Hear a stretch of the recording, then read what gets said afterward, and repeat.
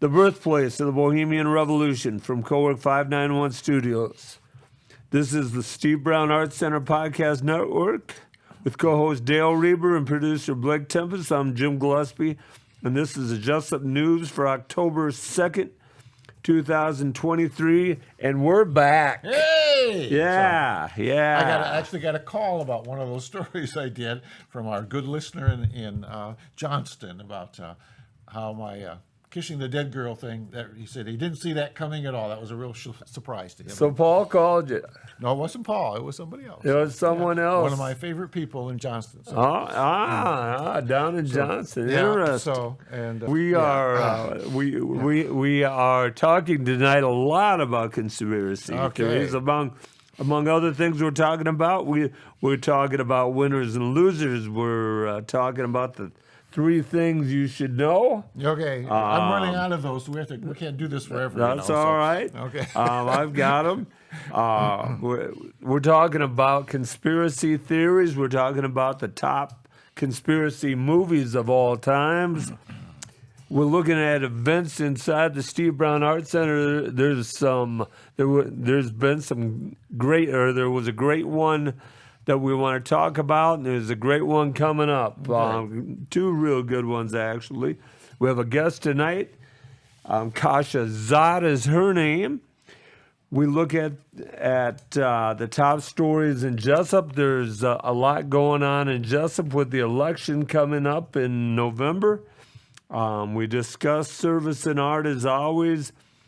Dale has some unique things to talk to you about, and I talked to you about intermittent fasting.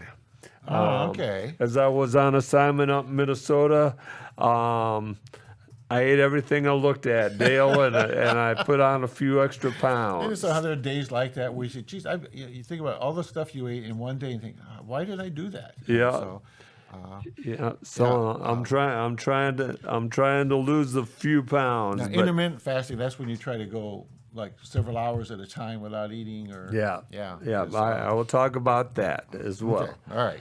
The Steve Brown Arts Center is a 501c3 nonprofit organization that has a vision for artists, young and old alike, to have the opportunity to better themselves while helping to build the skills of those around them. It will be offering community programming starting in Jesup before expanding to neighboring communities. And we're doing that, ladies and gentlemen. Programming will include a community speaker series that will showcase existing creatives who reside within the community, as well as a pop-up series that will spotlight and partner with local businesses to provide opportunities for the community engagement. The long-range vision is to house a rural artist residency program for professional and emerging artists in all areas of the arts and the humanities. Artists will be offered accommodations and studio space in exchange for a contribution of labor and maintenance of the buildings and grounds. This is one of the more fun nights, ladies and gentlemen. So let's get going right now. All right.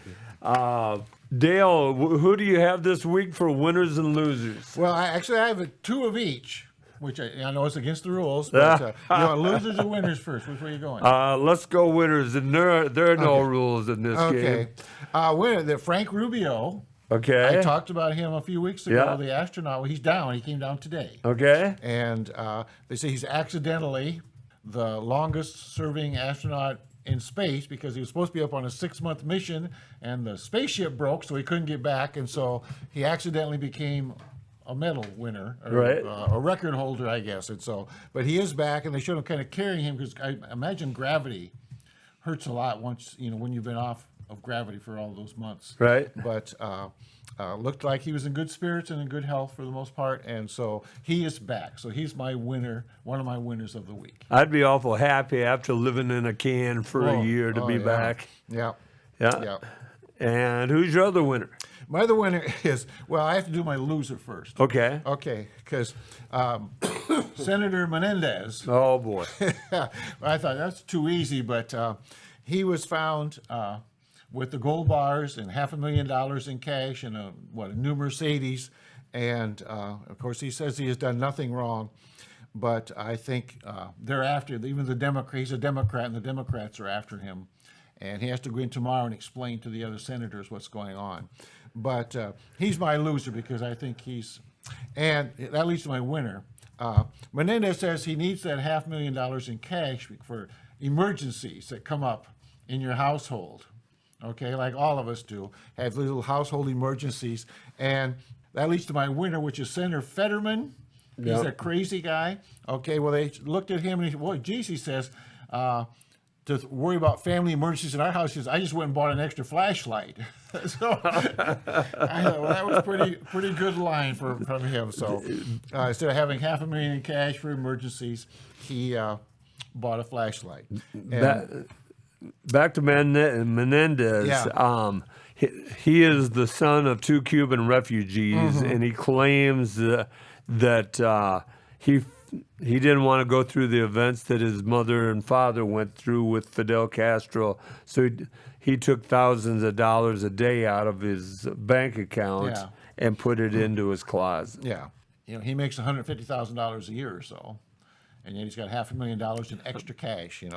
And again, he should have bank records if he had that much money. If he got it from a bank, if he didn't get it from a bank, where'd he get it from? And can you prove it? And have you paid taxes and all that and this sort of thing? There's a lot on his shoulders right now. So. And the gold bars, oh, and yeah, the Mercedes, So, and yep. So I think he married a younger woman. That's when she did him in. So that happens a lot.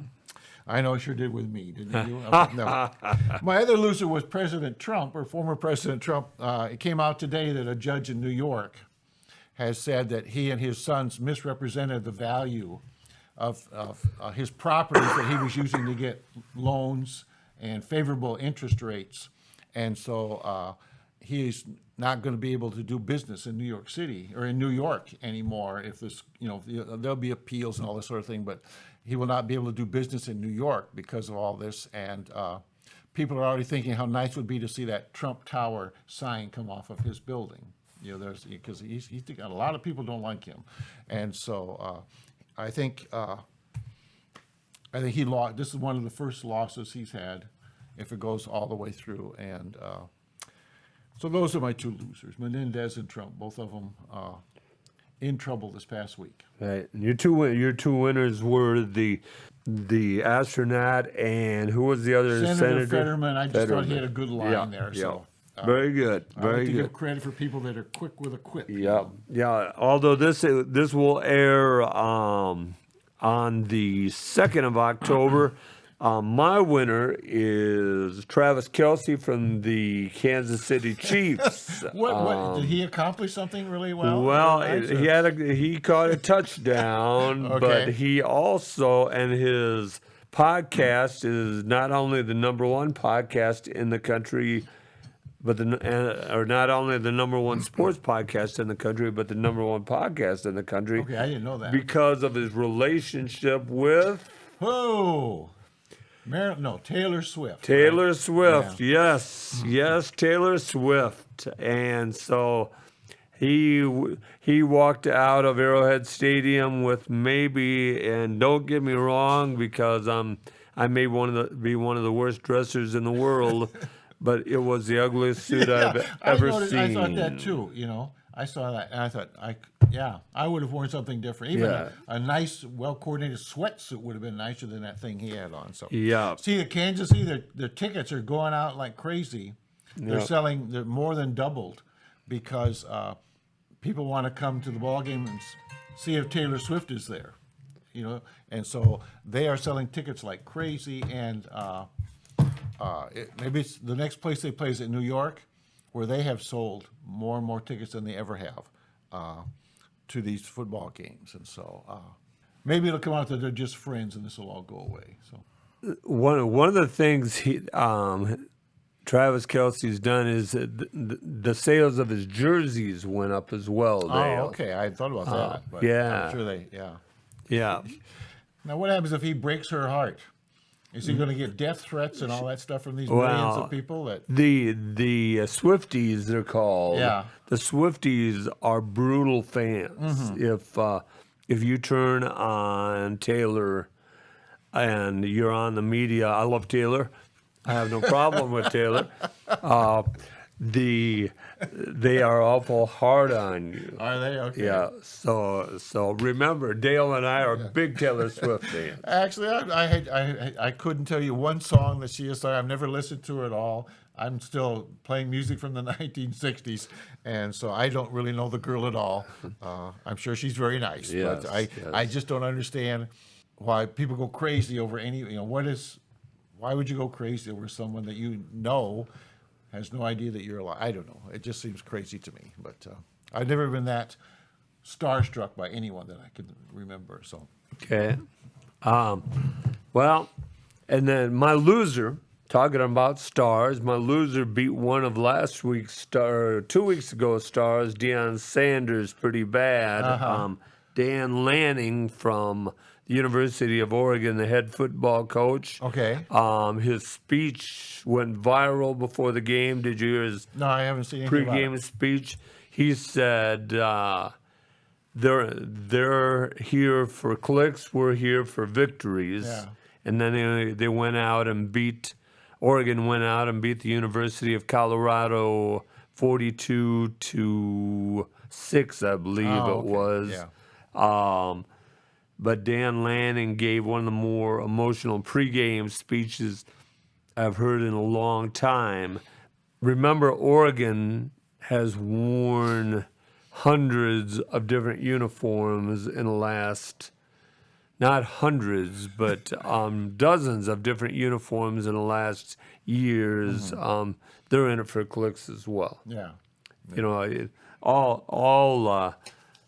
all those colleges are in it for Yeah. clicks. And I saw a reference today to it says an emotional locker room speech that the Iowa quarterback gave to the team after their defeat at Penn State. But have you seen? No, it? I haven't seen Okay, that. I haven't either. I have no idea what he said, but they just said he gave a very emotional talk to the team after the game was over. And so I don't know if that will ever come out or not, but apparently he was. I'm sure he was upset and trying to get them all to gather together and do better next week. So All right. sports is tough. It is. It can be a is. killer. That was a whooping that Penn State put on Iowa. That was especially after the first half was relatively close. And again, I don't know how many times I've seen this. It seemed like a lot where the breaks go against the Hawkeyes. That punt hitting that guy in the back, and that fumble when they were just driving early in the game and could have really changed things.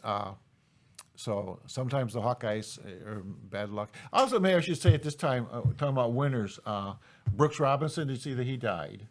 He died yesterday, right? Yeah. And I wonder how many people know who Brooks Robinson is. I don't know, but probably the greatest third baseman that ever played. And that one World Series game where, sometimes you can play third base and you won't get a ball hit to you the whole game.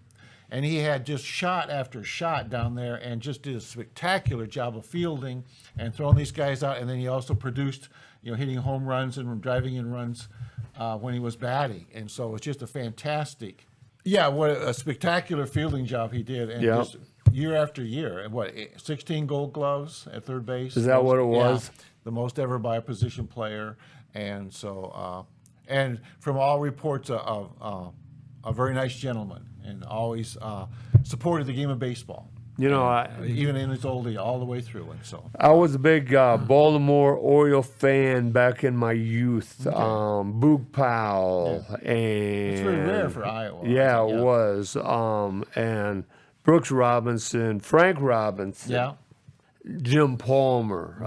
Jim Palmer, if you look at him, he looks no older than he did when he sold underwear back in the 70s. Oh, I remember that. Yeah, Sure, yeah. And not the briefs, right? Yeah, the briefs. Yep. Jim Palmer was sort of the setup for Sam on Cheers, if you remember. Okay. That's who he patterned him. I can remember hearing the man that played Sam on Cheers talk about that in an interview. He patterned himself after Jim Palmer, actually. And now you got me. I can't remember his name either, but I've heard him say he knew nothing about baseball at all. Never played it, never watched it, and then he had to portray Sam Mayday Malone, the relief pitcher. Yeah. So. One of my favorite shows of all time is Cheers. So well written. It's so funny. I mean, a laugh out loud kind of funny that's hard to find anymore. Yeah, Yeah, well, it was great. So That is interesting that Brooks Robinson died. 3 things that you should know for the week are this, and probably I need to get better at this as I am more active in the art scene. I've jumped in, and I love the Steve Brown Art Center. Brown never saw me. One of the reasons Brown and I didn't get on early was that he didn't think I liked the arts, and I've come to love the arts. We had a great event over at the library that we will talk about here in a little while. One thing that you should know is you should be able to say no. You shouldn't do everything that people ask you to do, because you will be eventually worn out. Yeah. So don't be afraid to say no. Yeah.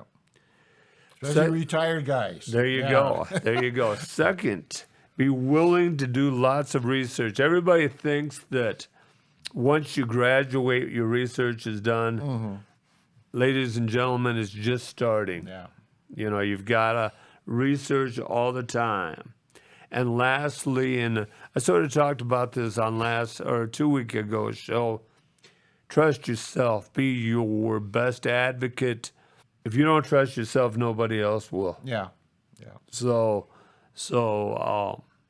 as I jumped in to many things I've done in my life, I've realized I had to trust myself. Yeah. So be able to say no, be willing to do lots of research, and trust yourself. So Dale, you have a letter from the editor that you'd like to. I was going to do my 3. Oh, you have 3 it's hard for me things. to keep finding these. Okay. But I thought about these, and I think about these quite often because I know I have to come up with them. But one thing I think is people should know the manners to use if you're in some kind of a formal situation. Because most people get married, or they have to go to a funeral, or they're invited to a banquet of some kind, and it's very helpful to just have the basics of how to handle yourself at some kind of a formal situation. And I know when I was at University of Northern Iowa, they had they called it Wine and Dine. It was an evening class. It wasn't really a class, but you could sign up for it, and instead of just going through the line in the dining hall, they had a room set up, and they had waiters and waitresses and this sort of thing, and you dressed up and you brought a date, and they went through how do you treat a young lady when you're taking her out to dinner, and a little something about wine, how to choose wine and this sort of thing, and just the more formal kinds of things where if you were at something like at someone's wedding or this sort of thing, you have some idea of how to handle yourself so you don't look like a clod just coming out of the field. And if you're happy being a clod coming out of the field, more power to you. But I always feel uncomfortable when I'm the only one that doesn't know what's going on. And so I just think if everybody had that 2-hour class sometime in their life as a young person, 18 years old, you have to do this before you get out of high school, that you would learn something about how to present yourself as some kind of a formal situation. That would be a wonderful event to have, Dale, something like that. Yeah, well, I think I still have the little pamphlet he put together, and there were a couple of things in there that would not be appropriate as far as, in those days, the girl was the date, and the girl, was helpless, and you had to do everything for her. And you'd have to change some of that stuff now because women are much more independent. They don't want to be order their own dinner or whatever, Right. So, second one I had was I think everybody ought to have a lesson or should know how to resist peer pressure. And you get into a spot sometimes where the whole gang is doing something and you just know that's not for you, and you need to know how to get out of that situation, especially as a young person. Get out of there, leave that group, and still have friends in the group. Where you can get together again the next day. But peer pressure can be a very terrible thing, and you need to know how to handle that. And the last thing I say, everybody should have some kind of a code.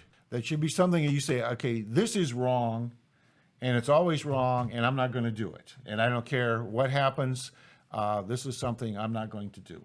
And so, like, I'm not going to take things that don't belong to me. If I end up with something that doesn't belong to me, I'm going to make sure I get it back to the person that belongs. You have some kind of a 2 or 3 statement code that you can live by just to make yourself feel better and know that there are some things you won't do, some things you won't stoop to, that you have a level and that's it. And so I think everybody ought to think about that, I guess. May I ask, and maybe you don't want to share this on the air, Dale, what is your code? Well, I said I was not going to, and so I have taken test papers in and say, I got the wrong score here. I shouldn't get a B. I should get a C when I really needed the B. But I said, I'm not going to cheat. I'm not going to take things that don't belong to me.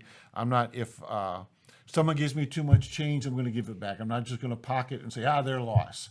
If somebody leaves something that I pick up, I'm going to try to find who it belongs to. So those are the 2 things I have really, about lying. You think about lying. By God, there are times when you've got to lie. You can't get out of it. Yeah. But you don't have to cheat, and you don't have to take things that don't belong to you. And so that's where I try to draw the line. And there's, times when things happen and you don't know what to do with something that doesn't belong to you, but you don't know how to get it back to them without causing a whole lot of problems for somebody. Right. And that's a whole nother story. But so those are the 2 things that I try to work on, is to be that. And just, this I will not do. Okay, so have a code. I love that. Those are very good, Dale. Thank you. This is the Steve Brown Art Center Podcast Network, and we're here with Katherine Szot. She's a playwright that is presently living in Jesup, and Kasha got in contact with us, and I found it very interesting. Kasha is extremely interesting. Kasha, how did you end up in Jesup first? I was invited by a friend to come up. I'm out of West Palm Beach, Florida for the last 3 years. And I said, I need to find a quiet place to rest. And he goes, come up to this little town. I says, okay. And I did, and I fell in love with this place. It's like Mayberry. It is. I'm walking down the street, and people come out of the houses waving, hi. And I go, wow. Because most people, if there's a stranger, they really, they kind of look at you and wonder, what are you doing in our little corner of the world? But this place is clean. You don't get cussed at or anything like that. And I thought, I really like this place. I was here for a week visiting a friend of mine. Went down to Colorado Springs to pick up some files. I'm retired. I did some court advocacy down there. And I was supposed to go back to West Palm Beach, but my travel itinerary got messed up, so I ended up back here. I thought, no coincidence. Well, Kasha, you are definitely into the arts. You're not only a playwright, you're a poet. You brought 2 or 3 of your poems with you. Would you like to read one on children? I sure would. This one was written on November 22nd, 1976. My daughter was born. And the first night that she came home, sleeping in her crib, you know how new parents are, just sitting there watching, making sure they're breathing and everything. When I write poetry, it's the Spirit of God puts it in me. So I tell people I'm a stenographer for the Lord. I can't take credit for it. So I said, Lord, forgive me. I'm not doing plagiarism when they put my name on the award, but thank you. And it's called Children. It says, children are God's special people sent from heaven above. Children are God's special people sent to show his love. Some are yellow, some are red, some are black or white, but all are created equal in his loving sight. Children are God's special people, a gift of unmerited love, to teach us, to guide us, to love us, to show us, to make it to heaven above. Oh, it's neat. How often do you write, Katherine? I've got a whole book of poems. It just, whenever I just sit still and get quiet, I usually can write something out. I've been in the mountains. I've got a lot of poetry about the mountains. There's a few in there that are just little quips. They're like 1 or 2 line verses about different things that I've seen in the mountains, about sculptures and snowflakes and things like that. So I do that, and then I've got some that are actually songs that I've written. Just if I sit still long enough, something comes out. Do you play instruments as well? I've played just about every instrument you can put your hands on. But due to a chemical spill of chlorine gas, it messed up my lungs, so I can no longer play trombone and baritone and trumpet and things like that. So now I stuck to pianos and Davidic harp. Okay. What was that last one? Davidic harp, it's a 10-string harp. Okay, did you know that? No, I didn't. Well, why didn't you ask? Oh, because I waited for you to ask. all right. If you look up Jubilee harps online, you will see pictures of these beautiful harps. Okay. I actually owned one, but there was a flood that came to Kansas, Topeka, Kansas, and I actually gave it away because I'd rather have my family have it than get destroyed in a flood. So I gave it away. Okay, a 10-string harp is always that? Okay. How did you? Who taught you the piano and the Davidic harp? The Lord. I've never taken, the only music lessons I've taken is in junior high. I took trombone lessons with the band. Once you learn the bass clef, the right clef is easy. So it can be done. So you read music, though? Yes. Okay.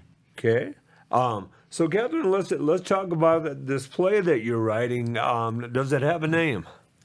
Well, you could put the resurrection on it. What it is about is most people do a passion play where they show the brutality of Christ dying. Well, the opening scene in this play is actually, is Joseph of Arimathea and Nicodemus. They were Sadducees. They were the come-at-night followers of Christ. But the opening scene is, it says in the Bible that Joseph actually donated his tomb to put the Christ in. And the song those two would be singing is that song, Trampled Like a Rose, Crucified, Laid Behind the Stone. These two men, because it goes, and above all, he thought of me above all.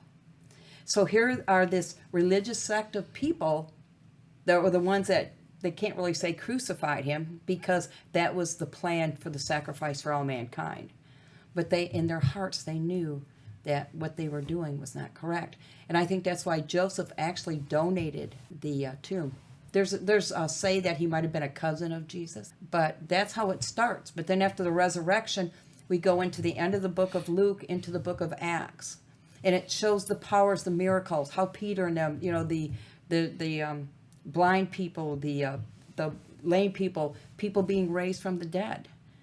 And those powers are for us today, but most people don't understand the authority that we have in Christ. So Catherine, how long have you been writing this play?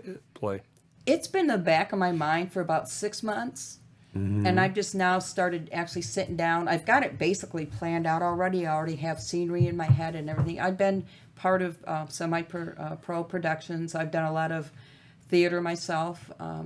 I did 4 years of theater. I was actually a student assistant for my high school theatrical teacher. So do you see this as having like a permanent home for several weeks, or is something that could travel from church to church? You could set it up and do it on a Sunday and then move on? Oh, yeah, it could be that way. But what I would like to do, because Jesup is a little town, you have little towns that are known for their passion play, or they're known for this play.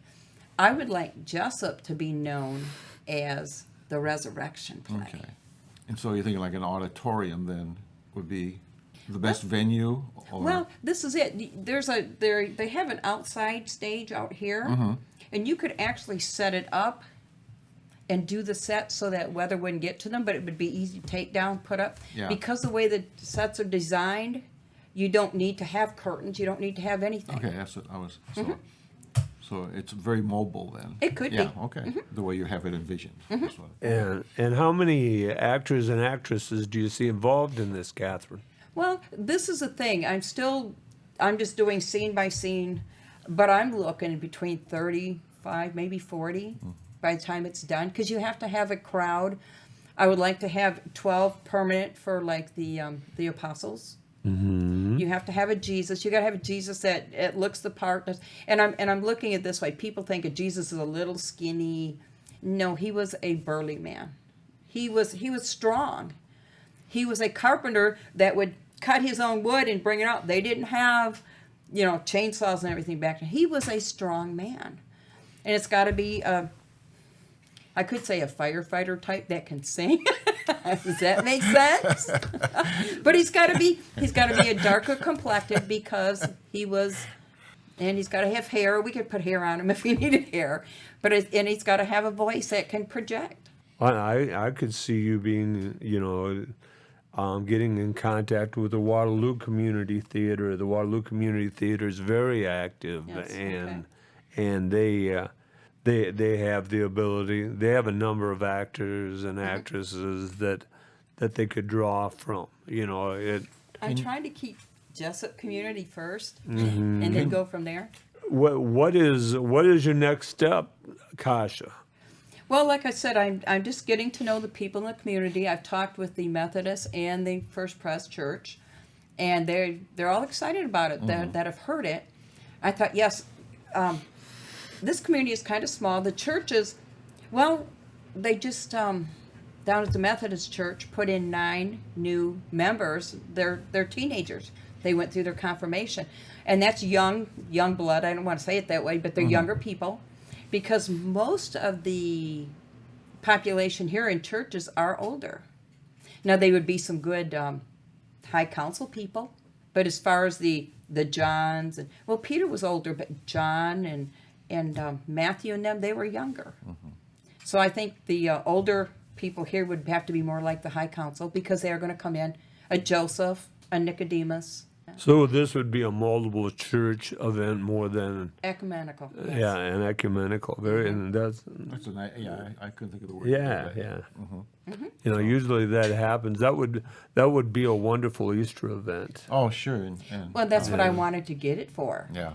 And this is it too. Most people that would not step inside of a church would go to a community theater out in a park, or if it has to be in a building, it could be into a building. And that way they can't say, well, they're trying to push this doctrine or trying to push that doctrine. No, we're not pushing any doctrine, faith. This is what the Word of God says. Yeah. Well, they're building a new auditorium up at the school. I heard about that. It's probably more than a year away, but that would be a homegrown kind of production to be the first production in the building would be kind of neat. No, that would be incredible. I heard about that. Yeah. I actually have an application up there to work in the kitchen. Okay. Oh yeah, So, yeah. We'll Well, if as you build this, and it sounds like you're a ways away. It's not like it's going to happen tomorrow. well, no, I can actually write a script. I can write a book. I can write a chapter of a book in less than 20 minutes.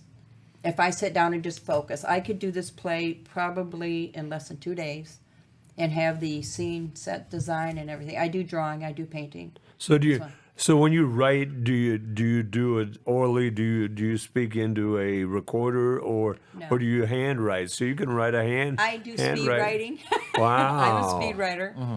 So I do speed writing. And basically what I do, though, is I got in mind what I want to do, and I just open the Bible and take the lines. Would actually be someone would just get a Bible and learn. We're not doing a lot of ad-libbing from the Bible. It is Bible text. I want to stay true to what the Word of God says. So your next step is, you don't have the hard document yet. Nope. So your next step probably is to get that hard document to show to someone. I'm guessing.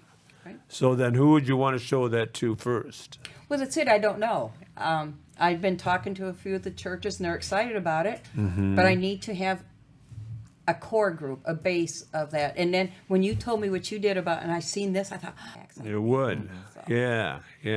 So, Kasha, how do you want people to contact you? Through email? What? Email would be good. So what would that email be? It would be KashaGoldenEagle1@outlook.com. Okay, one more time for the listeners. Kasha, K-A-C-I-A, Golden Eagle, the number 1@outlook.com. All right. Hopefully our listeners will contact you. And love to see this get off the ground for you, Kasha. That Thank would you. be. That's kind of been my dream. Yeah. Thank you so much for coming in. It's Thank a pleasure you. to meet you. You too.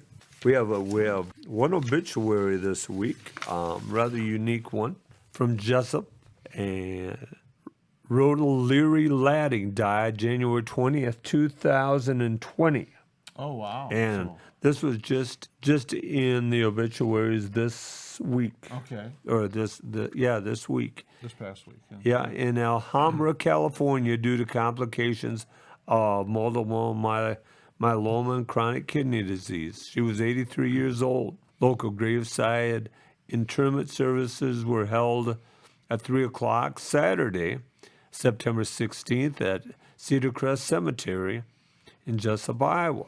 Mrs. Ladding was born on April 24th, 1936 in Jesup, Iowa, the daughter of Agnes and Robert Leary, and was raised on a family farm. She attended the public schools in Jesup and matriculated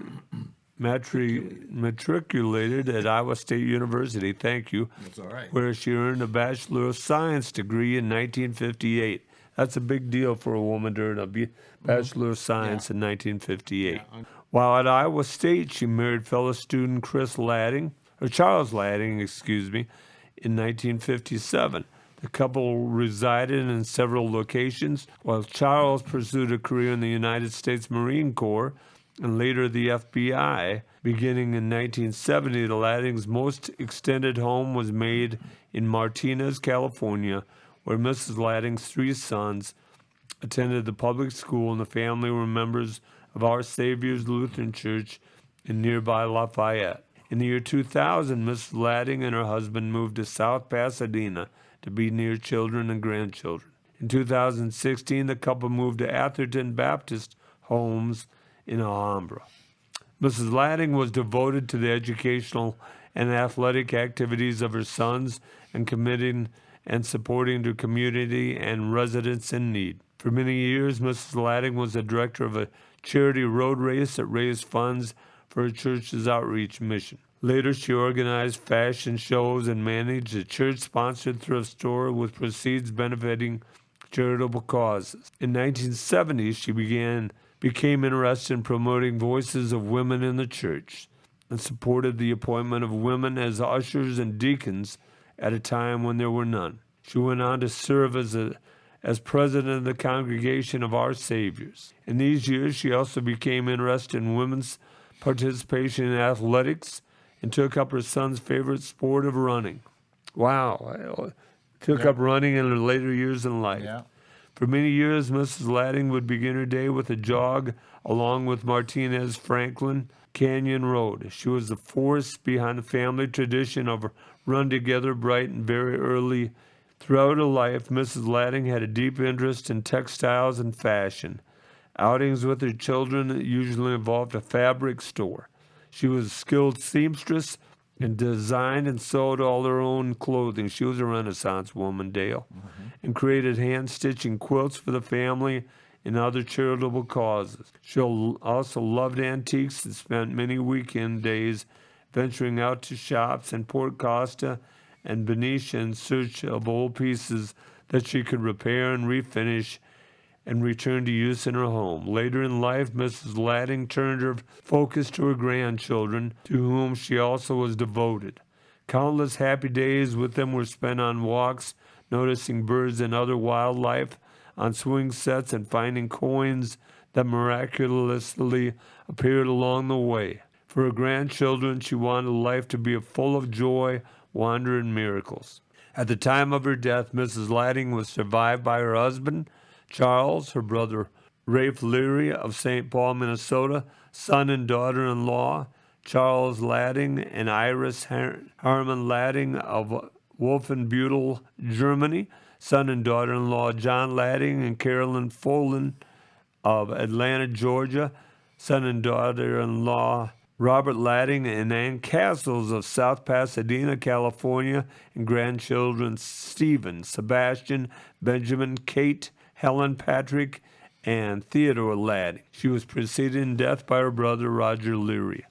Since Mrs. Ladding's death, her brother Rolf has passed, and great-granddaughter Anna Isabel Ladding has been born. At the time of her death, a memorial service was held on Sunday, January 26, 2020, at 3:30 p.m. in Merriman Chapel, Atherton Baptist Homes in Alhambra, California. White Funeral Home, Jesup, Iowa, is in charge of the local arrangements. Rather unique to die in 2020 and be buried in 2023. Yeah. I know it's expensive to get these things printed in the newspapers, obituaries anymore, but some people write their own, or sometimes a close family member will write them, and they will just tell you a lot more about the person than you ever knew. And maybe it's just me, but it's interesting to read about people and some of the things they've done over the years that you had no idea, and maybe sometimes you don't even know the people, but they have this real interesting obituary. You're right. Yeah, and I You're read right. them, and so because I read that lady's obituary when it was in the paper, Yeah. and I found it very interesting, and you can learn a lot about a person. It's just too bad it costs so darn much to, you think that one time in your life they could print it for nothing for you. It used to be I know news. And Right. now it's like a paid announcement or something. You're like right. that. So, You're right. It's good that we can do that for I these think so. people Yeah. here, Yep. Dale. Yep. That's one of the things that I remember as a young person listening to KOEL and the obituaries yeah. on KOEL. Oh yeah. Dale, you have a letter to the editor. Why don't Well, you share that yeah. with us? This was in the Bulletin Journal, and I see I omitted the date, but I think it was in the last one.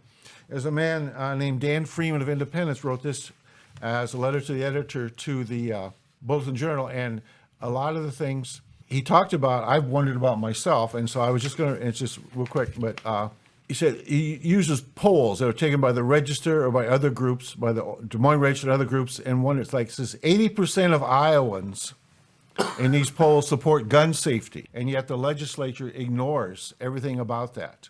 80% of Iowans oppose book bans. 70% of Iowans oppose educational vouchers, and yet the Republicans or the legislature ignored us. The constitutionally based sheriffs, 95% of Iowans oppose that whole thing, and 95% of Iowans oppose Second Amendment sanctuary counties. The legislature ignores that.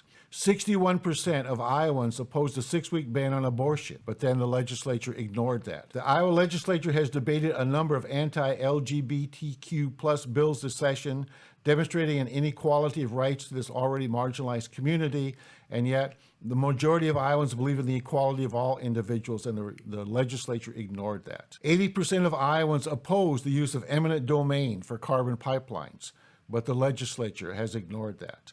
75% don't believe the big lie about elections not being free and fair, and that was ignored. 100% of Democrats support a constitutional right addressing unreasonable search and seizure, and that was ignored.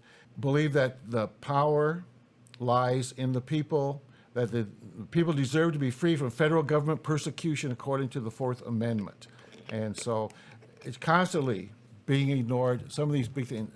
Added to it is the water problems we have in the state, some of the dirtiest water in the country, and yet we have legislators that pass bills or keep regulations from being used that harm their own relatives that have hog confinement places with a lot of manure and this sort of thing. So it just seems like the legislature, that Iowa politicians that are in control are doing what they want to do and not worrying about serving the people, and it just makes you wonder why we keep electing them. If the majority are against what they're doing, why we keep electing them. So that, I thought it was very interesting, because I have thought about that, and this man wrote this letter, so I thought I would. Can I, a couple more things? Sure. All right, the UAW is striking, and they want a 40% pay raise, which you think, whoa, that's, and it's what, the 32-hour work week. So they're really shooting for the moon, I think, and I don't know what they'll settle for. But there was an article in the Des Moines Register about compensation packages for the big three automakers. At General Motors, the median worker pay was $80,034 in 2022. That worker would have to work 362 years to make what the CEO makes in one, which is over $29 million. At Ford, the median pay was $74,691, 281 years for that person to make as much money as the CEO of Ford makes in 1 year. Where's the other one? Oh, Stellantis, those they own what? The other, they bought Dodge Chrysler. and Jeep and Chrysler, that sort of thing. Okay. And that guy, the median pay is $64,328. Would take 365 years for that worker to make as much as the CEO made in 1 year.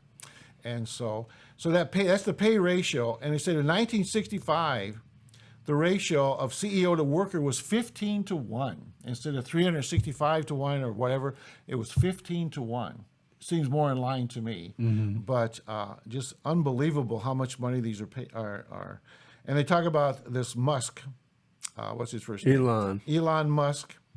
And his compensation in 2021, he made $737 million, while a typical Tesla worker earned $40,000.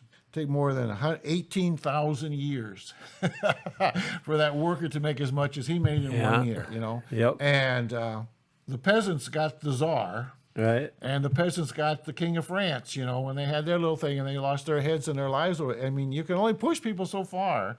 And if the inequality grows and grows and grows like this, why, people get upset.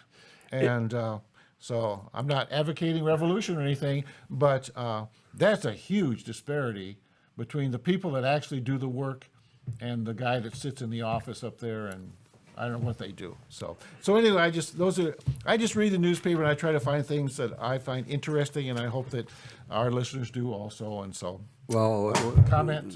those were wonderful. Earlier in the year, we talked about on one night when you were off. We talked about the 32-hour work week, Yeah. and there's a lot of companies in Europe doing it. Usually, we start stuff later than Europe. They're finding people waste less time at work. They get stuff done because they know they're going to be off. They miss less time from Yeah. work. Yeah. There is a value to the 4-day work week, Dale. You go back, and it was Henry Ford that started the 5-day work week, and the 8, because he knew people would buy the automobile. Well, he paid his workers enough so they could buy one of his cars. Yes, he did. And then he made a fortune doing that. Yep. And he realized manufacturing something is no good if people can't afford to buy it.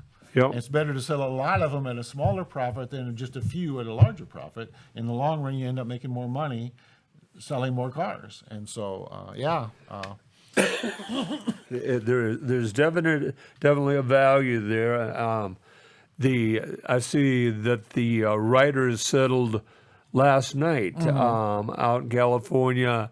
The studio heads realized if they go to the writers first and they get them to start writing, they can go to the actors and say, look, you've got all these people sitting around because you guys won't go back to work. Yeah. So they gave in pretty big to the writers.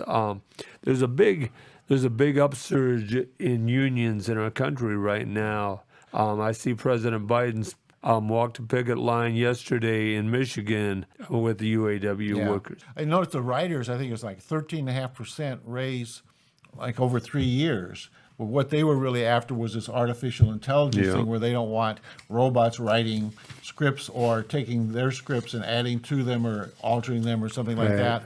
They're trying to keep the integrity of the human being writing the thing first. And I think that's what they really, really were concerned about more so than maybe a pay increase. And they did get some help with that. And so I think that's probably why they end up signing off on it. Well, this special day, Dale, this week is the anniversary of 1 year since we did our first podcast, actually. And I thought Blake had a few wrinkles. Blake has put up with us and done a nice job of getting us out there. But I'm proud to say we've done this for a week. Or for a week, we've done this every week for a year. You never miss. That's quite an accomplishment. So it is. And the cool thing is, or the bad thing is, you and I have enough shows out there that Blake, if he wanted to work at it a little bit, and this would be challenging, but this is what the writers are worried about. Blake could do a show using AI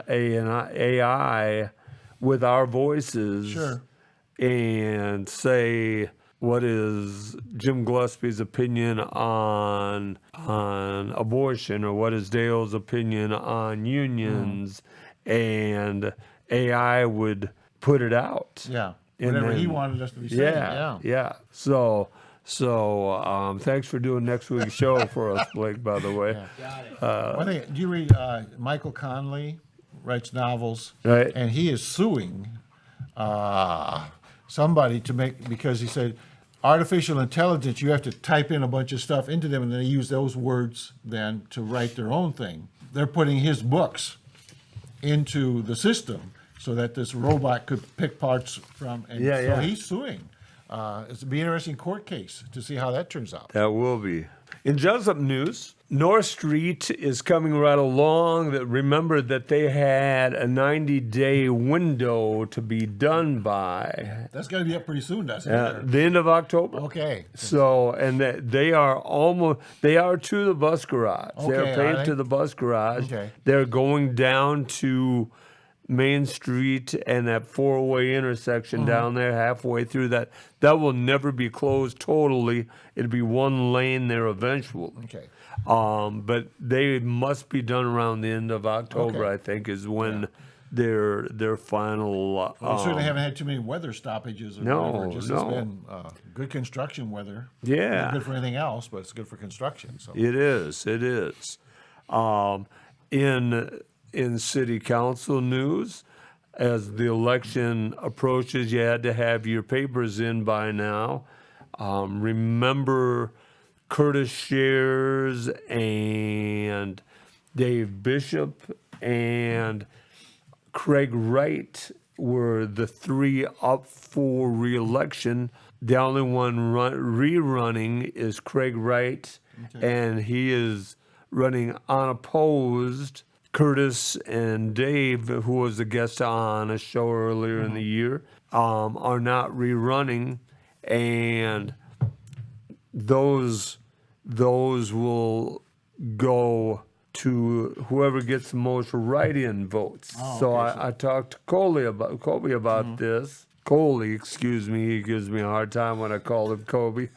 And Coley says that what will happen is whoever the top two write-in vote getters, then they will go to them and say, all right, you receive the write-in votes. Will you take office?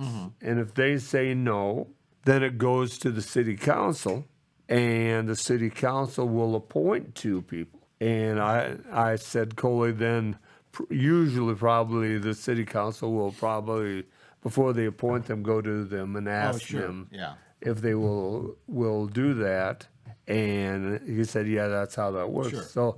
So that's where we are for the city council election. Chris Even is running unopposed, and at first I thought that was a bad thing because you have two sides in election, but you know we are a community that doesn't have a lot of problems right now. And to Chris and our city council, things are running smoothly to their credit. Yeah, and I think when Dave was here, we talked about there doesn't seem like there's any drama. Because we've had years where there's always something controversial going on that some people were for and some were against, and now they're doing a lot of stuff. You can go around the town and see, but everybody, there doesn't be any drama about it. It's all just being done very well, and people are happy. And so that's usually what happens. You get, why run for office if you're happy with a good job they're already doing? So that's right. In other news, they are working very hard on the splash pad. They're putting pipes underground over there. I went by there today. There are a lot of people working. Yeah.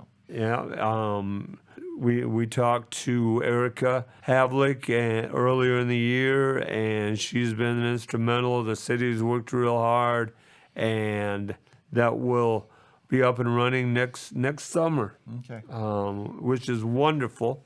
Another person who was on our show, Brock Sabers, is doing something for the older people in our fair city. Brock, remember, is the community rec coordinator and works out of the school. But Brock has done a couple of things. The first thing he's doing is he set up a bus in which they're going to, I think they're called Freedom Rocks in a number of counties. Oh, sure, yeah. Deb and I did that during the COVID. We'd take trips and map out where you can go to 6 or 7 counties. So I got Yeah. a lot of pictures of the Freedom Rocks. So Cool. I didn't see them all, but we've got quite a few. Right. So, And so if you get a chance, you can sign up to go on a Freedom Rock tour. Contact Brock at the school. And another thing he's doing, he's setting up adult kickball. okay. So he said that's a little slow presently, but I can see people getting interested in that. It's funny. You have like I used to do a lot of recess duty, and there'd be years where the kickball was a very popular thing, and other years where the kids would do something entirely different, and none of them would play kickball. Yeah. It's just it was always interesting to see what each group of kids has another thing, a different thing that they were interested in doing in almost every recess, and so. Well, growing up, Dale, my best friends went to the Catholic school, and I went to the public school. And when I would get out of the public school, I would run down to Cresco St. Joe's because I knew my friends were going to be playing kickball in the play yard. And that's how I met many of my friends in my youth was to play kickball at St. Joe's Great way after for school. kids to get together. Yeah. So I know Brock is working to do more for the older people in our community. If you have an idea, please contact Brock and do that and give him your ideas. Along with Jesup News, I have inside track to the Friends of the Library, and Becky Burke sent out a message that Michael Fettgater had been talking to her about the Winter Festival they're going to have in December, and wanted to know if the Friends of the Library would do like a soup supper kind of thing that night in the basement of the City Hall. And so she was just sending things out to members asking what they thought about that sort of thing. So apparently there's going to be a Winter Festival early in December, and I think it was the 2nd, but I wouldn't swear. I think You I've heard seen about that date as well. Okay, so anyway, it's only, the 1st of October, but that's being planned well ahead of time. And so I've been some of those, and sometimes they're really, really well attended, and a lot of times, they're not as well. A lot depends on just how cold it is that night. Right, And so, right. But nice thing for the town to do something like that. Any of those little things you can do for a city to get people out and involved and interacting with each other, that's always good. It's always good. We may want to do a podcast that night, Dale, and get some people. Get an audience? Get some people, an audience in, but also get some guests in. Yeah. And So that may be that may be a unique night if it works out for Blake and you, Dale, and maybe get a little music in. sure, that'd be nice to have it. And Blake could search them for rotten vegetables and stuff as they come in the door. There- Make sure we have no problems. So. All right. Actually, that's a nice idea. We'll put that on your calendar, Blake and Dale, and we may do that. In other library news, Little's Hot Story Time meets every Thursday at 10:30 a.m. for song stories and more. The Spice Club, the October Spice, is smoked paprika. Pick it up at the Jesup Public Library. What do you do with paprika? Oh, yes.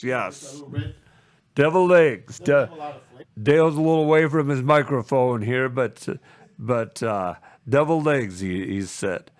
The book club for October is The Vanishing Half by Britt Bennett.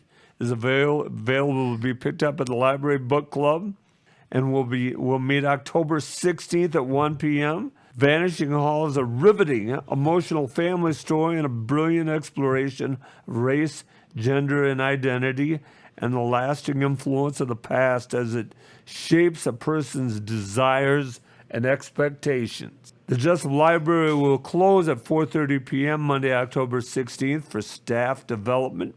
We apologize for any inconvenience. Lego Marble Maze. Apart from having some fun and being creative with your kids' favorite Lego pieces, the Lego Marble Maze is also a great STEM activity. We will have 2 sessions on Monday, October 9th, one from 10 a.m. and another at 2 p.m.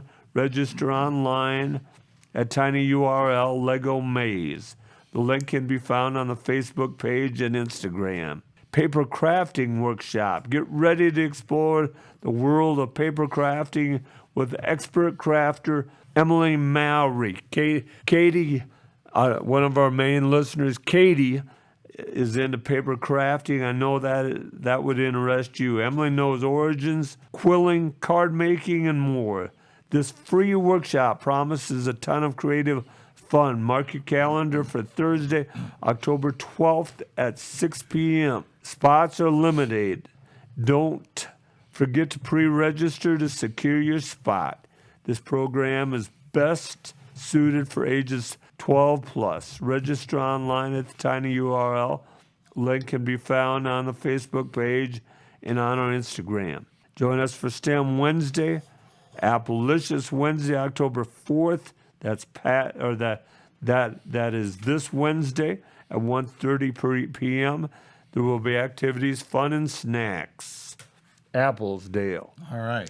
Movie Monday, October 23rd at 1 p.m. The Jesup Community Room for free screening of a new movie along with popcorn to munch on while you enjoy.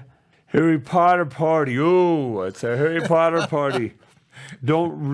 Calling all young witches and wizards. Grab your broomsticks and wands, and because it's time for spellbinding Harry Potter party. Blake, did you ever read Harry Potter? I didn't either. Dale, did you? I read not all of them, but the first couple I did. Okay. Spellbinding Harry Potter party, say that 3 times, is something you will not want to miss. On Friday, October 27th at 3:30 p.m., we will have a host of magical activities, including pin the nose on Voldemort, brewing butterbeer, Okay. getting sorted into a house, free Dobby sock toss, and much more. Register online now and let the magic begin. So, start to register today for Harry Potter Day. Potter, yeah. Harry That's Potter amazing party. how that woman created that whole world. You know, she was just she just thought it up and wrote it all out and became a multimillionaire. She did. Very creative. It's just mind-boggling to balance all those characters in your head and what they can do and what they can't do and keep it all straight.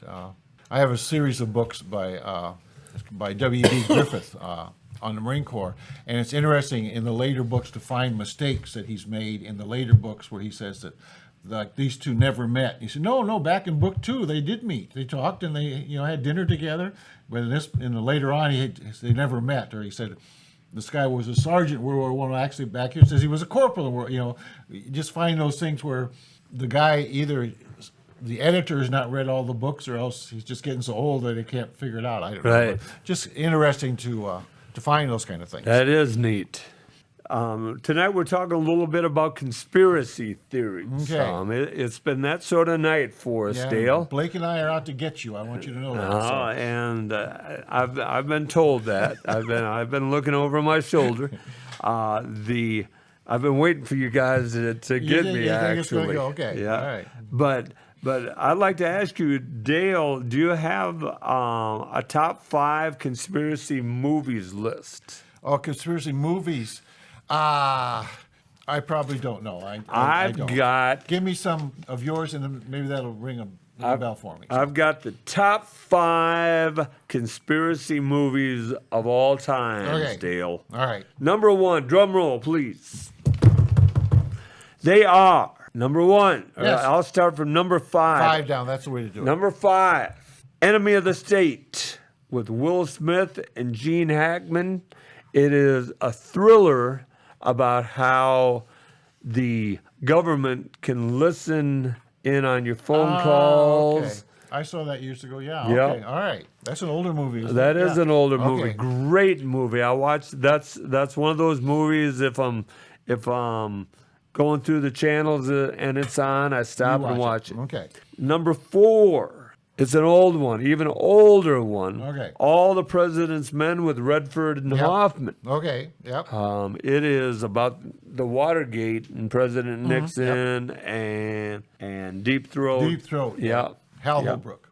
There you go. Yes. Number 3, you talked about this movie a little earlier. I think off air with star Kevin Costner, the movie JFK. Okay. Back in the days when it was a videotape movie, it was 2 tapes, and it was actually it was a conspiracy made into a movie. Okay. I forget. Oliver Stone made that movie. Number 2, and there were 2 movies made. One made in 1959 with this title, and the other made in I think it was 1981, might have been 1991. Seems later than that. The Manchurian Candidate. Oh, very good movie. Yeah. Yep. Yeah, the old one was really good. The old one was real good. That Frank was Sinatra. yeah. That was just off the OTL is what they call it. I Just just off thought the of my list. number 1 movie. Okay. All right. That is the new one with Denzel Washington, The Manchurian List, and number 1 all time with Julia Roberts, and I know he is. Pretty Woman. I know he. This man has made himself a lot of trouble in Hollywood for being prejudiced, but he was great in this movie. Mel Gibson. Okay. The movie was called Conspiracy Theory. A great movie. You get a chance, Dale, you got to find it when you go home if you can find it and watch it. But that is about a man that does a newspaper on conspiracy theories, and everybody thinks he's someone that is out of their mind, and they realize that he knew. And, I don't think I ever saw that. oh, great movie! You've got to see it. Julia Roberts and Mel Gibson. Okay. Conspiracy. Well, I just have my number 1. You want to hear it? There's 7 Days in May. Did you ever see that? Burt Lancaster and Kirk Douglas. I remember that. I can't remember the preface for that. Well, though. mainly the military is going to take over the presidency. There's he's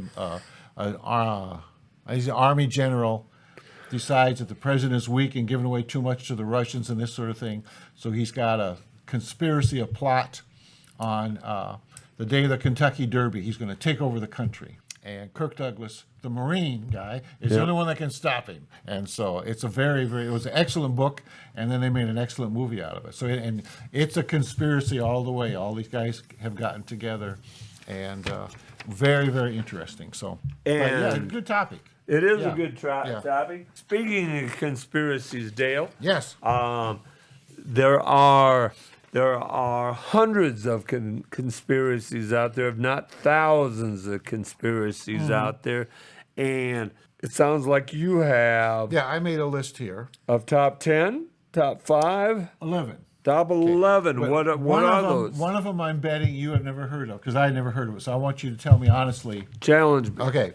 The Holocaust never really happened. Is a conspiracy by some Okay. people, even though the people who actually did the killing have never denied that they did it, but still. Right. Number 2 was that the CIA was behind the killing of John Kennedy, All right. and that the moon landing was faked. They use a spot out in Arizona or someplace in the desert. Yep. You heard of that? That Princess Diana was killed by the royal family because she was bringing bad publicity, and she was going to marry this guy who was an Arab and a Muslim. Yes.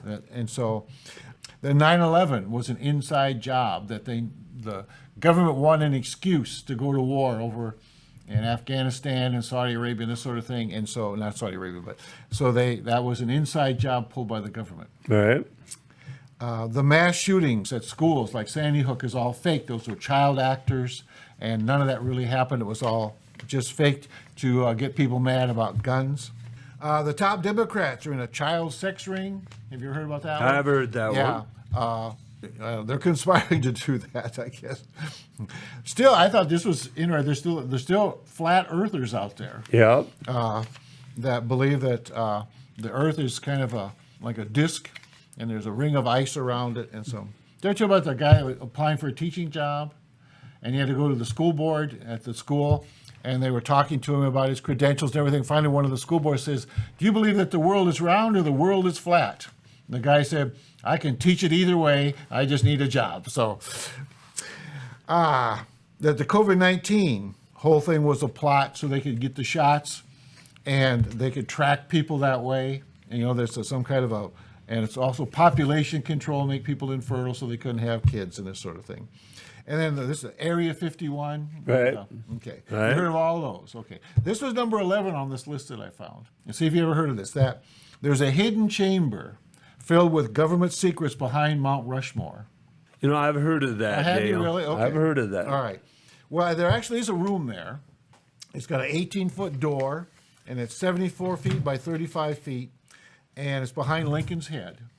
And Borglum was the architect or the sculptor that was doing all of that, and he actually dug this room, had it made, thinking that they could put like the Declaration of Independence and those kind of important papers to safeguard them in that room, and never was used for. He died, and never was used for anything. And now his family has put some plaques in there with words from the Declaration of Independence and that sort of thing that he wanted to keep. And so it's not any place where you can get into, I guess, but the family put some things in there. So I had never heard big room behind Interesting. Lincoln's head.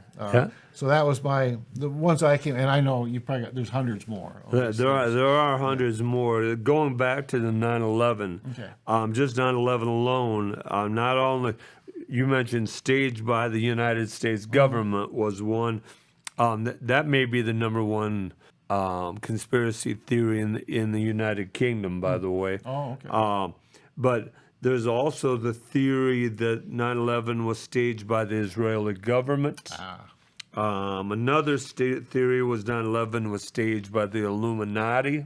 Another theory was 9/11 was staged by the Rothschilds.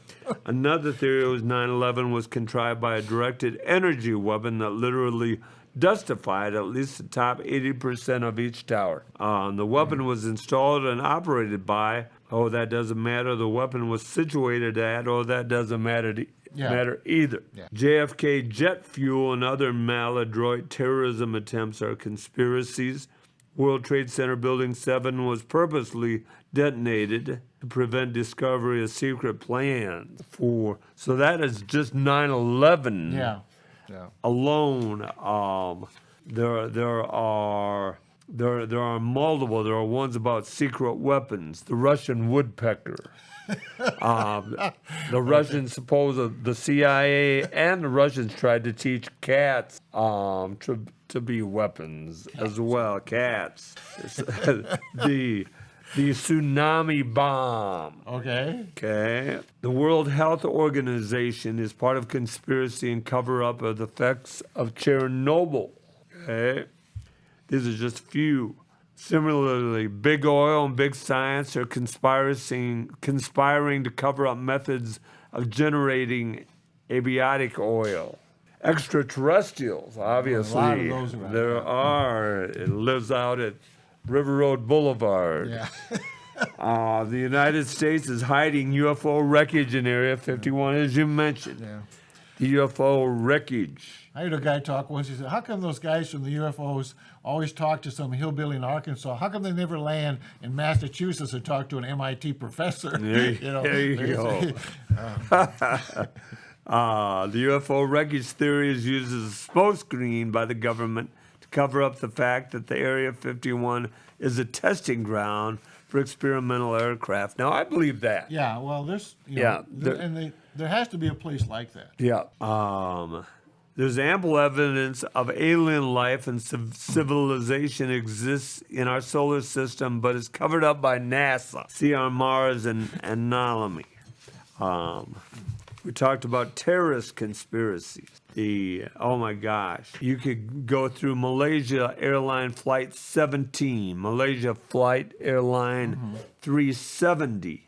The Islamic Caliphate created in 2014.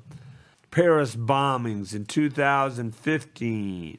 The Mumbai attack, which killed 155 people, including several Indian Jews, was a false flag attack, they believe. You go back to the ship that was sunk in Havana Harbor, Oh, the Maine. Way the back when- Maine. Yeah, I've read that. That was The one. government sank it because they wanted to go to war against Spain. Yes. Yeah. You go back and the ship that was taken hostage just before the Vietnam War, Pueblo. the Pueblo. In Korea. Yes. There are so many conspiracies. Look at this, ladies and gentlemen. Heck, they're everywhere. I heard a guy talking on AM radio at 2 in the morning. We were driving home from out of state, and we just decided to keep on going. And this guy was from the mafia, and he said that that Joe Kennedy was associated with the mob. He was a bootlegger and stuff back in the day, and he got the mob's help to get Jack elected by swinging the votes in Chicago, mainly in Illinois. That got Jack, and in return, he would have Jack, as president, get Cuba from Castro, so that the mob, because the mob made millions of dollars down there with their casinos and this sort of thing, and so they were upset when Castro kicked him out, so they wanted back. So he said, Jack will take care of Cuba. Well, when the Bay of Pigs failed and this sort of thing, and Cuba didn't go back, then the mob went after Joe, and they couldn't go after Joe because he was old and sick, and so that's when they decided to go after Jack, just to set the record straight and to get even. And he also had knowledge that Bobby Kennedy personally went and killed Marilyn Monroe because Marilyn was sure that Jack was going to divorce Jackie and marry her, and when that was found to be that wasn't going to happen ever. And she was going to tell all about her affair with Kennedy, this sort of thing, and that Bobby actually went and personally supervised her killing. He knew who was on the grassy knoll. He said that they were buried he buried that guy out in the desert that did the actual shooting and this sort of thing. He had everything all lined up, and you think, God, but I got the shovel in my garage. yeah, Yeah. yeah. So it's just kind of interesting. People can make these whole stories. And make them work, and somebody think, okay, how can anybody believe that? But there are people that believe, So. Yes, there are. Anyhow, that it is quite interesting, the conspiracy theories. If you have one, don't be afraid to contact Blake or Dale or I, and we'll talk about Put them. them on there and see if we can prove it right or wrong. Here. There you go. As far as the Steve Brown Arts Center, it's been a wonderful couple months here. Earlier in September 15th, we had an event at the Jesup Public Library, the community room. We showed about 37 pieces of the late Jesup artist Mort Donnelly. Mort was so talented. He was not only a caricature artist, he was an architect. He drew buildings. He would draw portraits. It was a great night. We had Gibby's food truck from Independence. Carter Rout. Rout played the piano for 2 hours and didn't stop. He stopped to eat. To his credit. Knowing Carter, he probably did. Yeah. To his credit, we got out of his way, but basically out of the 2 hour span, he played probably over 90 minutes. Yeah, what a nice young man. I can't thank Carter enough, and hopefully I can convince Carter to do other stuff for the Steve Brown Arts Center. But one of the most joyful events that I was involved in as president of the Arts Center was being around all the Donnellys as they brought in work by Mort, the grandchildren and the children. It was so gratifying, and we had a nice crowd. Somewhere between 75 and 100 people came, and they remembered Mort. And we have plans for February to show another artist. We won't give away that yet, but hurry up and get some of those pictures. Yes, there you go. But that was a big deal. We have October 8th at Cedar Rock. We are sponsoring Abby Brewer. She's a pianist from Cedar Rapids, Iowa. that not only plays but talks about four of America's great composers, and that's a house concert.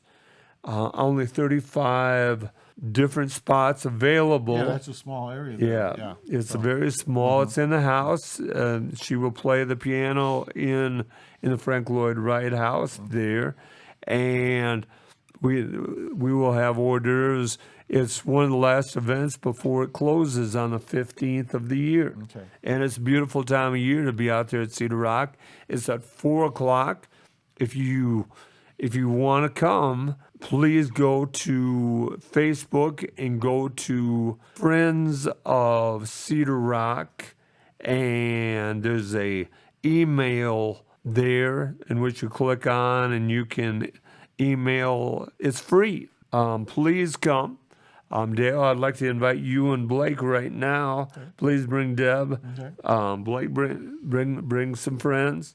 There'll be hors d'oeuvres, I promise. If you're like me, there's something to eat there. I always That's all can the draw eat. you need, right? So. Yeah, Blake, have you been out Cedar Rock? Yeah, it's a beautiful, beautiful home. And I'm excited the time of year. We're gonna have apple cider, and the room where the piano is beautiful. It's Abby Brewer is her name. It's a grant through the Iowa Art or Department of Art, and she's doing house concerts across our state, Okay. and it's free to the public. Okay. But you must sign up. All right. So that is coming, and then Friday, November 3rd, we are having an artist at the Littleton Chatham Historical Society. Her name she is an upcoming young artist, and like our guest tonight, we are supporting new artists, and that's our dream is to bring artists into play. So that's November 3rd at the Littleton Chatham Historical Society. Come out and get chili and crackers and pie and see some incredible art from 5 till 7. That's Mandy Betts. I may have said Mia Betts. Forgive me. It's Mandy Betts at the Littleton Chatham Historical Society. Forgive me, Mandy, I said your name wrong. But I've seen your art. She is also, Dale, a tattoo artist. Oh, okay. You gonna get one? Well, when you and I and Blake go together and we get the SBAC Yeah. Podcast Network tattooed on our foreheads, Yeah. I'll get one. Remember, we talked about earlier in the show, we talked about intermediate fasting. And I was on assignment up in Minnesota and ate huge breakfasts and large suppers and would eat in between and fished a lot and got home and realized I gained a lot of weight, and Easy to do, isn't it? and most summer I'd been eating what I wanted. Well, I did a little research and talked to some people, and they talked about intermittent fasting. There's several ways to do this. Some people go 24 hours. Some people go actually 48 hours. But the one that people recommend is called the 16-8 program. Where you go 16 hours, don't eat, and then you can eat. It says all you want, but what you want, but it recommends a good diet in that 8 hours. Yeah. So my 16-8 program is I eat from 8 until 4 Okay, during the day. during Yeah. the day. Okay. So I'll eat breakfast at 8 o'clock. I'll eat lunch at about 11:30, and I'll eat supper at about 3 o'clock. Okay. And It recommends to eat a lot of vegetables. It recommends to eat a lot of chicken. You can drink all the coffee you want in the other 16 hours, all the water you want, and it recommends a lot of water. Yeah. Is what you want. But I figured if I go my 8 hours from most diets say don't eat after 6 o'clock, and so if I eat supper early, I'm full until I go to bed. You don't need a little bowl of cereal about 9:45 at night or anything? I used to have more than a bowl of cereal before about 9:30. Yeah. And that was my problem. And so I go from 4 then and until 7 or till 8 the next morning without eating. Or I may get up early. If I get up early, I have 1 or 2 cups of coffee. Yeah. Have a glass of water. I felt guilty this morning. As I was preparing my breakfast, I ate a piece of watermelon at 7:55, and I felt guilty about it. That's about 0 calories. I know right? it. That's I know it. yeah. So I'm down. I started. It would have been on Saturday Saturday, Okay. and I'm down 7 pounds. Okay. You You keep your activity level the same like before? I am. Yeah. I do 3 to 5 miles of walking a day, and so I keep the activity levels about the same. Yeah. It's fall of the year, so I'm busy cleaning up the garden, picking up walnuts and stuff. But I walk 3 to 5. Yeah, okay. But I've stopped putting stupid calories into me. So that is, I don't know how long. It recommends that a lot of people get angry after doing it a certain amount of time. I do a diet around Christmas. Actually, I'm one of the few humans in our country that lose weight around Christmas because there's so much to eat that I just try to avoid all that stuff. Yeah. I come from a family where my mother and father were overweight, and my father died of a heart attack at 65. My mother was diabetic. I need, and I go through these issues. I need to watch what I eat. Yeah. So that's what's Well, I'm happening. glad you're doing so well. Thank you. good. Thank you. Well, every week you need to report now. So Thank you. Well, you can't backslide because you got to go and say, well, I gained 12 pounds this week. Well, then your viewers won't like that. So you need to. That's my plan. Okay. All right. If you'd like to donate to the Steve Brown Arts Center, have an idea for an event, go to stevebrownartscenter.org and follow the link. If you have news or would like to sponsor us, email us at jim@stevebrownartscenter or call 319-290-0241 and leave a message. I'd like to thank our guest tonight, Katherine Szot. I'm Jim Gillespie. Thanks to co-host Dale Rueber and our producer, Blake Tempus. Few people realize what the time Blake is putting in. Blake is going to school, he's working a job, and he's helping us with this. And thanks to Kelly Cias, as always, at Cowork 591 Studios for letting us do our podcast from here. Thanks to the audience for bringing these stray dogs into your day. Remember, each day is about little victories.